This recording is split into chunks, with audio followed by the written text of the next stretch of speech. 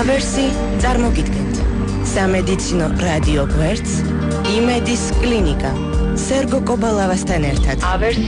ავერსი გისურვებთ ჯანმრთელობას და სულიერ სიმშვიდეს. ავერსი იმედის კლინიკის სპონსორი. მოგესალმებით მეგობრებო, თქვენ უსმენთ იმედის კლინიკას სამედიცინო რადიო გამოშვებას, რომლის მოსმენად შეგიძლიათ ყოველ დღე 1-ში 15 წუთზე რადიო იმედის არხზე კვირის გარდა რა თქმა უნდა და იმ განსხვავებით რომ დღეს შაბათ ჩვენ პირდაპირ ეთერში ვმუშაობთ უახლოესი 9 საათის განმავლობაში ამჯერად კარდიოლოგიურ საკითხს განვიხილავთ ერთ-ერთ პათოლოგიას რომელიც საკმაოდ ხშირად ხდება კარდიოლოგიის პრაქტიკაში ინფორმაცია ამ დაავადების ირგვლივ ასე თუ ისე არსებობს მსმენელებში თუმცა ძალიან ხშირად არასწორი ინფორმაცია ვრცელდება ზოგი ამ პათოლოგიას საკმაოდ სერიოზულად აღიქვამს ზოგი პირიქით ნაკლებ ყურადღებას აქცევს ამ დაავადებას, ამიტომ დღეს ვეცდებით მაქსიმალური ინფორმაცია მოგაწოდოთ პათოლოგიის შესახებ, თუ რა დაავადებაზე გვექნება საუბარი, ამას რამდენიმე წამში აუცილებლად გეტყვით.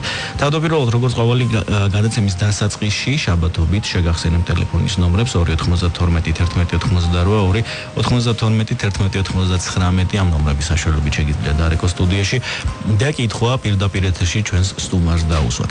კითხვების გამოგზავნა შეგიძლიათ იმედის კლინიკის Facebook-ის გვერდის საშუალებით, მისამართი ძალიან ადვილია იმედის კლინიკა რადიო იმედი, ხოლო კითხვები, რომლებიც ასე თუ ისე კარდიოლოგიას ეხება, იყო გამოგზავნილი გადაცემის ანონსის შემდგომ ამ ბოლო უკანასკნელი დღეების განმავლობაში. ამ კითხვების ნაწილი აუცილებლად დასმული იქნება დღევანდელი გამოშვების რომელიმე ნაწილში. მაშინ ჩვენ კი რამდენიმე წამში მივესალმოთ დღევანდელ სტუმარს. გაუფრთხილდით ჯანმრთელობას. იმედის კლინიკა ღია ყოველდღე.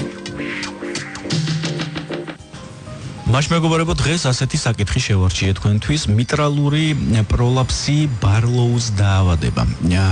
განვიხილავთ თუ რა არის თავდაპირველად განვიხილავთ თუ რა არის მიტრალური სარქველი და რა ფუნქციები აკისრია მას.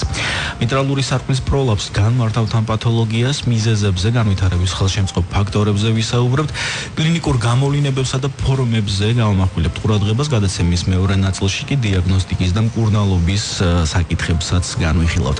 დღეს ჩვენი სტუმარი იქნება ავერსის კლინიკის კარდიოლოგი ბატონი ალექსანდრე ესაკია, მადლობას გადაუხდი მას მობრძანებისთვის და მოგესალმებით, გამარჯობა.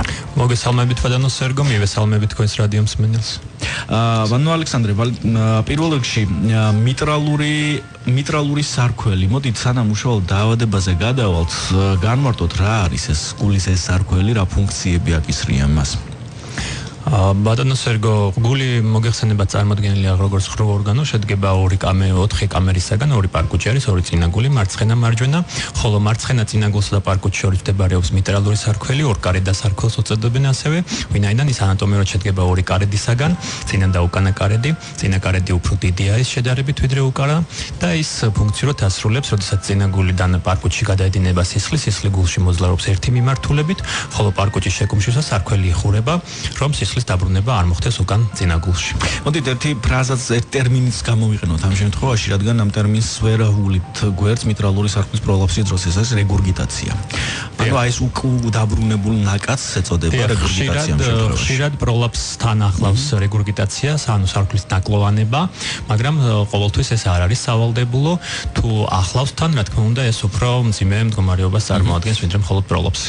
ბატონო ალეკო, რა არის მიტრალური სარქლის პროლაფსი? რა დაავადებას გვაქვს ამ შემთხვევაში. მიტრალური სარქლის პროლაფსისას მიტრალური სარქლის კარედები პარკუჩის შეკუმშვისას, როგორც მოგახსენეთ, პროლაბირებს მარცხენა წინა გულში, ანუ გადაიზნიქება, ასე რომ ვთქვათ, მარტივად ჩაიდრიკება მარცხენა წინა გულში. უპირატესად ამ დროს ქორდები, ეგრეთ წოდებული მყესოვანი სიმები უფრო გრძელია, ვიდრე ის უნდა იყოს ნორმაში, რაც ხელს უწყობს მსგავსი პრობლემის განვითარებას. რამდენად აქტუალურია მიტრალური სარქლის პროლაფსი კარდიოლოგიურ პრაქტიკაში და რამდენად ხშირად გვხდება ეს დაავადება? საკმაოდ ხშირი არის, დაახლოებით 5% მოსახლეობაში აღინიშნება სტატისტიკურად, ასევე ახასიათებს გენეტიკური წინასწარ-განწყობა, ახასიათებს რომ ქალბატონებში უფრო ხშირია, ძირითადად ასთენიური აღნაგობის მანდილოსებში. ანუ გამხდარ მაღალ გოგონებში. აქვე მინდა წამოვჭირა ერთი პათოლოგია, ეს არის ბარლოუს დაავადება, რომელიც ძალიან ხშირად გამოიყენება მიტრალურ პროლაფსთან მიმართებაში. არის თუ არა ეს ერთი და იგივე პათოლოგია თუ რაიმე განსხვავება ბარლოუს დაავადებას და მიტრალური სარკმლის პროლაპს შორის არსებობს? არა, ძირითადად ეს ერთი და იგივე არის. მიტრალური სარკმლის პროლაპს აქვს მრავალი სახელწოდება.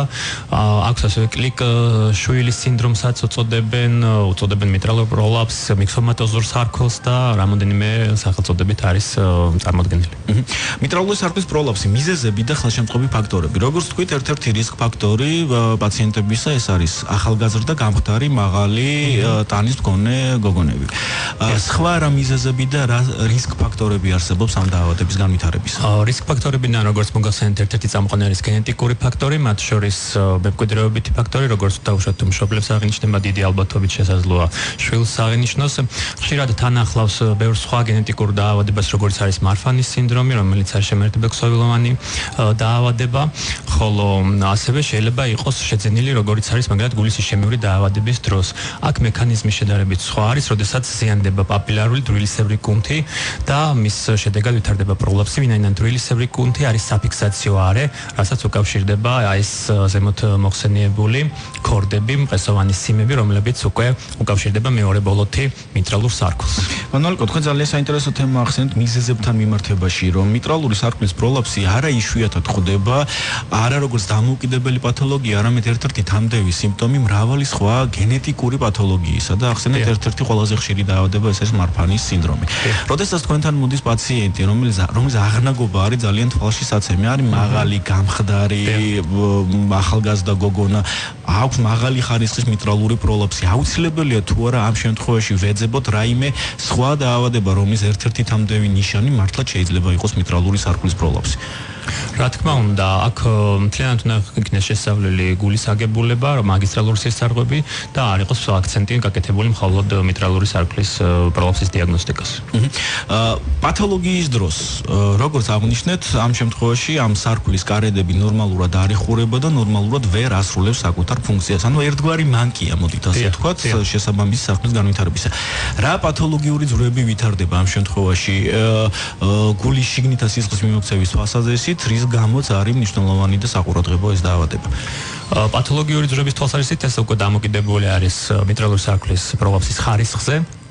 თუ არის მსუბუქი ხარისხის და თან არ ახლავს რეგურგიტაცია, ანუ სარკმლის ნაკლოვანება, შესაძლოა სრულიად უსიმპტომოდ მიმდინარეობდეს და არანაირი მას გართულება არ მოყვეს. ხოლო როდესაც გვაქვს უკვე მძიმე ხარისხის დარღვევასთან და თან ახლავს რეგურგიტაცია, როდესაც ჰერმეტიულად არ ხდება სარკმლის დახრვა, ან სარკმლის ნაკლოვანება და ხდება სისხლის უკუქცევა, უკუდინებით ისევ პარკუჩის შეკუმშვას წინაგულში, მას უკვე ახლავს მთელი რიგი ჰემოდინამიკური, ანუ სისხლის მიმოქცევის ხრი დარღვევები, როგორიც არის დაღლილობა, ქოშინი, ჰაერის უკმარისობა, გულის წასვლის შეგრძნება და ასე შემდეგ. თუ არსება ისწორედ ამ ნაკადიდან გამომდინარე მიტრალური პროლაპსი რამდენიმე ხარისხად იყოფა. ამას ძალიან დიდი მნიშვნელობა აქვს პირველ რიგში სამკურნალო ტაქტიკის არჩევის თვალსაზრისით. რა თქმა უნდა. რა და რა ხარისხის პროლაპსი არსებობს და რა ღიეს დამოკიდებული? სამი ხარისხით არის წარმოდგენილი. ეს დამოკიდებულია თვითონ სიღრმეზე, თუ რამდენად პროლაბირებს, ანუ იდრიკება სარქველი წინაგულში. პირველი ხარისხის არის მსუბუქი, როდესაც 3-დან 6 მმ-მდე ხდება სარკმლის ჩადრეკა, ხოლო 6-დან 9 მმ-მდე არის მეორე ხარისხის, ხოლო 10 მმ-დან და ზემოთ არის უკვე მესამე ხარისხის პროლაპსი. ამას რა მნიშვნელობა აქვს თუნდაც კლინიკური თვალსაზრისით? პაციენტების მნიშვნელობა აქვს იმ თვალსაზრისით, რომ ვინაიდან როდესაც სარქველი უფრო მძიმე ხარისხით არის პროლაბირება წარმოდგენილი, ის უკვე ჰერმეტიულად ვეღარ ასრულებს თავის ფუნქციას და მას ყოველთვის თან ახლავს რეგურგიტაცია, ანუ სარკმლის ნაკლოვანება, რაც უკვე ახდენს ზეგავლენას სისხლის მიმოქცევაზე უარყოფითად რაც მოქმედებს. მადლობთ, მე ყველა შევახსენებ დღეს საუბრობ თემაზე მიტრალური სარქველი და მიტრალური სარკმლის პროლაპსი. ავერსის კლინიკის კარდიოლოგი ალეკო ესაკია ჩვენი სტუმარი. კლინიკური გამოვლინებები. ჩვენ აღნიშნეთ, რომ ეს დაავადება არა იშვიათად დგინდება სრულიად შემთხვევითი გამოკვლევის დროს და პაციენტს არანაირი კლინიკური სიმპტომები არ აქვს, ან თუ აქვს იმდენად უმნიშვნელოდ გამოხატული, რომ მას არანაირ ყურადღებას არ აქცევს. თუმცა მაინც მივაწოდოთ ინფორმაცია, რადიო მსმენელს, რა კლინიკური ნიშნებით გამოვლინდება მიტრალური სარკმლის პროლაფსი და რას უნდა მიექცეს ყურადღება, რომ შესაბამისი რისკის ჯგუფში მყოფმა პაციენტმა დროულად მიაკითხოს კარდიოლოგს. დიახ, საკმაოდ ხშირად უსიმპტომოდ მიმდინარეობს კეთანხმებით და პაციენტი შეიძლება შემთხვევით და მოხდეს მის აღნიშვნა გამოკვლევის დროს, პროფილაქტიკისას, მაგრამ აქვს საკმაოდ ხშირად სიმპტომატიკა, როგორიც არის გულის ფრიალი, არარეგულარული გულისცემა, არითმია, გულის აჩქარება საკუთარი გულისცემის შეგრძნება, თავბრუსხვევა, ძირითადად ფიზიკური დატვირთვისას და გონების წასვლის შეგრძნება. და ამ სიმპტომატიკით ის აუცილებლად უნდა მოხდეს კარდიოლოგიური კვლევა, რომ ნებისმიერი პათოლოგია იქნეს დიაგნოსტირებული. მე თქვენი ნებართვით შევახსენებ რადიო მსმენელს, მათ შეუძლია დარეკონ სტუდიაში და თემიდან გამომდინარე კითხვები დასვან პირდაპირ ეთერში. სანამ გადავალთ შემდგომ საკითხზე, მოდით ის კარდიოლოგიური კითხვები განვიხილოთ, რომლებიც იყო Facebook-ის საშუალებით მოსული და მათ შორის რამდენიმე შეკითხვა ეხება სწორედ მიტრალურ პროლაპსს.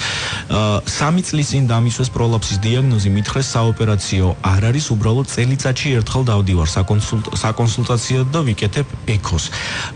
ბოლოს ვიყავი 1 წლის წინ და ექიმმა მითხრა მდგომარეობა გაუარესებულია და შეიძლება ოპერაცია დაგჭირდესო. ჩივილები არ მაქვს, რითი შეიძლება შეფასებულიყო მდგომარეობის გაუარესება. როგორც ჩანს პაციენტი სუბიექტურად ჩივილებს არ აღიქვამს, არ აღნიშნავს როგორც მომახსენეთ, მაგრამ ეხოლოგიურად დადგინდა პროლაპსის ხარისხის დამძიმება. სავარაუდოდ თავდაპირველად აღინიშნებოდა მსუბუქი ხარისხის პროლაპსი, რომელიც ჰემოდინამიკայի სისხლის მოქცევაზე არ ახდენდა არანაირ ზეგავლენას უარყოფითი თვალსაზრისით და მოიცავდა მხოლოდ დინამიკაში დაკვირვებას, ხოლო დღესდღეობით როგორც ჩანს უკვე ხარისხობრივად ის დამძიმდა, რაც უკვე მოითხოვს შემდგომ უკვე ჩარევას ოპერაციული თვალსაზრისით. შეიძლება თუ არა პროლაპსი გენეტიკური იყოს, ჩემს დასაც აქვს ეს დიაგნოზი და მეც დამისვეს. დიახ, რა თქმა უნდა, მოგახსენეთ მე ამის თაობაზე, ხშირად აქვს მას გენეტიკური ხასიათი და სტატისტიკურად უფრო ხშირია გენეტიკური თვალსაზრისით, როდესაც არის მემკვიდრეობით დატვირთული პაციენტი. ხომ არ არის რაიმე კვლევა ჩატარებული იმ თვალსაზრისით, რომ რატომ ემართებათ მიტრალური პროლაპსი უპირატესილად გოგონებს და ნაკლები პროცენტული მაჩვენებლით მამაკაცებს? ასე კონკრეტულად მიზანმიმართული კვლევა არ არის, მაგრამ სტატისტიკური დაკვირვებით მსგავსი მონაცემები აღინიშნება. ანუ ძირითადად ეს არის გოგონების პრობლემა. ნუ ორჯერ მეტი არის სიხშირით მანდილოსნებში ვიდრე მამაკაცებში. კიდევ მორიგი კითხვა, ხშირად მემართება გულის ფრიალი, აჩქარება, ამ დროს მას ხამს ოფლი, არ მყოფნის სუნთქვა, ვარ 25 წლის გოგო. კარდიოგრამაზე არაფერი ჩანს, ექიმმა მითხრა ნევროზი გაქვს, მაგრამ ძალიან მაწუხებს ეს ყველაფერი. მირჩიეთ, როგორ მოვიქცე. შესაძლოა ნამდვილად ნევროზი იყოს, მაგრამ დარწმუნებული რომ ვიყოთ და სრულყოფილად გამოვიცხოთ გულისმიერი პათოლოგია, აუცილებელია დამატებითი კვლევა, როგორც არის ეკოკარდიოგრაფია, რომ სრულფასოვნად შეფასდეს გულის სტრუქტურული აგებულება და რამე პათოლოგია არ გამოიპაროს. გულის ეკოზე გამოჩნდა დამატებითი ქორდის არსებობა, ექიმმა მითხრა ეს არაფერია, თუმცა მაინც შევშინდი, რამდენად სახიფათოა ეს მდგომარეობა.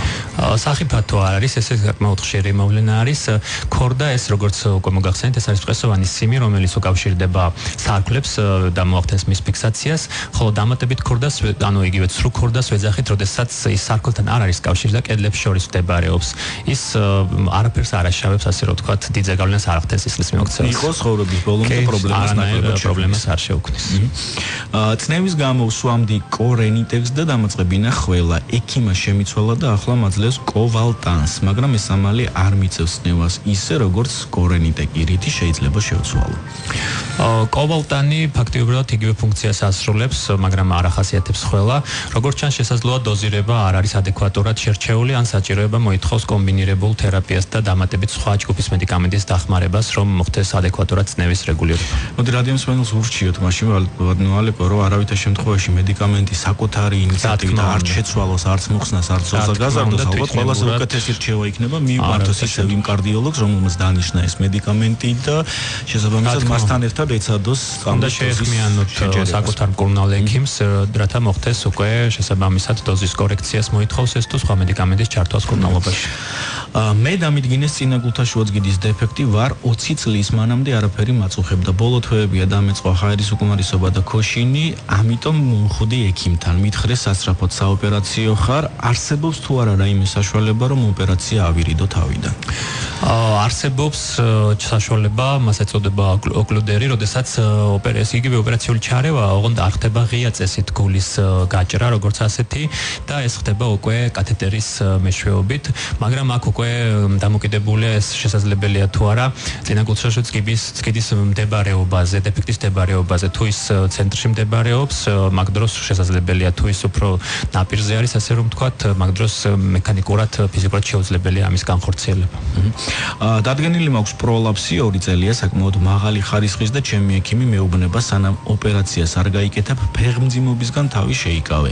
ვარ 23 წლის, მართლაც სახიფათოა თუ არა ამ დროს ფეხმძიმობა და რატომ? როდესაც არის მაღალი ხარისხის, როგორც ჩანს, რა თქმა უნდა, მას თან სდევს საფლის ნაკლოვანება, იგივე რეგურგიტაცია, ფეხმძიმობისას მოგეხსენება ციხლის საერთო მოცულობა განსაკუთრებით ბოლო ტრიმესტრში იმატებს, როდესაც ნორმაში არის 4-5 ლიტრამდე, ხდება დაახლოებით 7 ლიტრამდე, ანუ 1.5-ჯერ. შესაბამისად, სარქველზე დატვირთვა იზრდება, ხოლო რეგურგიტაციის ხარისხი შესაბამისად მოიმატებს და დამძიმდება ხარისხობრივად ეს ჰემოდინამიკური ძვრები და დარღვევები, რაც არის გულისში მიმდინარე ამ დროს. ზოგადად მიტრალური პროლაფსი, როგორც ასეთი დიაგნოზი, არის თუ არა უკანაჩვენები ამ შემთხვევაში ორსულობა გოგონებისთვის? თუ მას არ ახლავს დარღვევა, როგორც არის რეგურგიტაცია, ანუ სარქლის ნაკლოვანება, მხოლოდ პროლაფსი არ არის არანაირი უკანაჩვენება ორსულობის თვალსაზრისით. თუმცა რაღაც გარკვეული მეტი ყურადღება ეს პაციენტებს საყურადღებო არის დინამიკაში, მოითხოვს ორსულობის პერიოდში ეკოკარდიოგრაფიულ კვლევას, ვინაიდან როგორც მოგახსენეთ, გულის მოცულობითი გადატვირთვის დროს შეიძლება მაგ დროს უკვე დამძიმდეს ხარისხობრივად. და ბოლო კითხვა, რატომ ნიშნავენ ამ დაავადების დროს ანტიბიოტიკებს? მე მაქვს დადგენილი პროლაფსი და ექიმი პერიოდულად მინიშნავს ამ წამლებს. ანტიბიოტიკების დანიშნვა ხდება როგორც პროფილაქტიკის თვალსაზრისით, ვინაიდან პროლაფსის დროს უფრო მაღალი არის ალბათობა ისეთი საშიში ვერაგი დაავადების განვითარების, როგორც არის ინფექციური ენდოკარდიტის და ანტიბიოტიკების დანიშნვა ხდება ნებისმიერი ქირურგიული ჩარევისას, თუნდაც კბილის ექსტრაქციისას, პროფილაქტიკის თვალსაზრისით, რომ არ მოხდეს მსგავსი დაავადების განვითარება. მანუალკო, ჩვენ ამდენიმე წუთი გვაქვს დარჩენილი გადაცემის პირველი ნაწილის დასრულებამდე. ზოგადად მოდით გართულებებზეც ვისაუბროთ, ხომ? რა გართულებებთან არის ასოცირებული მიტრალური სარქლის პროლაფსი, ბარლოუს დაავადება? თუ რა თქმა უნდა დროულად არ იქნა აღმოჩენილი ეს პრობლემა, ის პროგრესირებს და პაციენტი არ იტარებს სათანადო მკურნალობას. ერთ-ერთი რაც აღვნიშნეთ, ეს არის მაღალი რისკი ძალიან სერიოზული და მძიმე პათოლოგიისა, ეს არის ინფექციური ენდოკარდიტი. დიახ, ინფექციური ენდოკარდიტი არის ერთ-ერთი ხშირი გართულება ამ თვალსაზრისით, რომელიც წარმოადგენს დიდ საფრთხეს ზოგადად ჯანმრთელობის სიცოცხლისათვის. ასევე ყველაზე ხშირი გართულება ეს არის სარქლის ნაკლოვანება, რაც დროულად დიაგნოსტირების თუ არ მოხდა, შესაძლოა ხარისხობრივად დამძიმდეს და უკვე გამოიწვიოს აუცილებლად ოპერაციული ჩარევის საჭიროება. მადლობთ, ჩვენ მოდით შევისვენოთ დროებით სარეკლამო ჭრილი გვაქვს გადაცემაში. მეორე ნაწილში უკვე ვისაუბროთ დიაგნოსტიკის საკითხებზე, მკურნალობის პრინციპებს შევეხოთ აუცილებლად. როდის არის აუცილებელი ოპერაციული ჩარევა, როდის შეიძლება მიტრალური სარქლის პროლაფსის მართვა არაოპერაციული მედიკამენტური მკურნალობით, როდის ვირჩევთ ეგრეთ წოდებულ დაკვირვების ტაქტიკას და გადაცემის ბოლოს, რა თქმა უნდა, რჩევები მივაწოდოთ იმ პაციენტებს, ვისაც დადგენილი აქვს მიტრალური სარქლის პროლაფსი და რა აღონიზებები, რა რჩევები უნდა დაიცვან მათ ამ პათოლოგიის არსებობისას. რამდენიმე წუთში დაგიბრუნდებით. გაუფრთხილდით ჯანმრთელობას.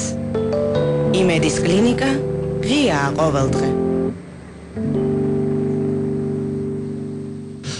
გრძელდება მეგობრებო იმედის კლინიკა. მე შეგახსენებ დღეს ვსაუბრობ თემაზე მიტრალური სარქლის პროლაფსი. ალექსანდრე ესაკია ჩვენი სტუმარი, აორცის კლინიკის კარდიოლოგი. ბანუალეკო, დიაგნოსტიკის პრინციპები. რას ემყარება მიტრალური სარქლის პროლაფსის დიაგნოსტიკა და რა აუცილებელი სავარაუდოდ ინსტრუმენტული მეთოდები არის აუცილებლად ამ დროს ჩასტარებელი? პირველ რიგში ეს ხდება მარტივად აუსკულტაციით, ანუ ფონენდოსკოპით მოსმენისას აღინიშნება მიდსისტოლური კლიკი და შვილი, ანუ შუა სისტოლაში ჯერ არის სარქლის დახურისხმიანობა კლიკის, ხოლო მას უკვე მოსდევს შვილი. ხოლო უკვე ზუსტი დიაგნოსტიკისათვის შემდგომ იგეგმება ეკოკარდიოგრაფიული კვლევა და რაც არის უფრო სტანდარტი პრინციპში და არანაირ სირთულეს არ წარმოადგენს უკვე მიტრალური სარქლის დიაგნოსტიკა. ყველაზე მთავარი საკითხი შესაბამის დაავადების მქონე პაციენტებში ეს არის მკურნალობის ტაქტიკის სწორი შერჩევა. მკურნალობა არის ორი. არის მედიკამენტური, არის ოპერაციული მკურნალობა. მოდით გავმიჯნოთ და ზოგადად უთხრათ ჩვენ რადიო მსმენელებს.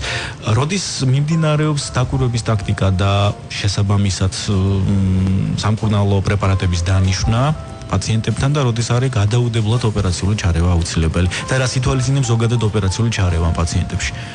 დიახ, აქვე მინდა აღნიშნო, რომ არის ხოლმე, როდესაც შემოვიფარგლებთ მხოლოდ დაკვირვებით დინამიკაში, როდესაც არის მსუბუქი ხარისხის პროლაფსი და არანაირ ზეგავლენას არ ახდენს ჰემოდინამიკას სისხლის მოქცევაზე უარყოფითი თვალსაზრისით.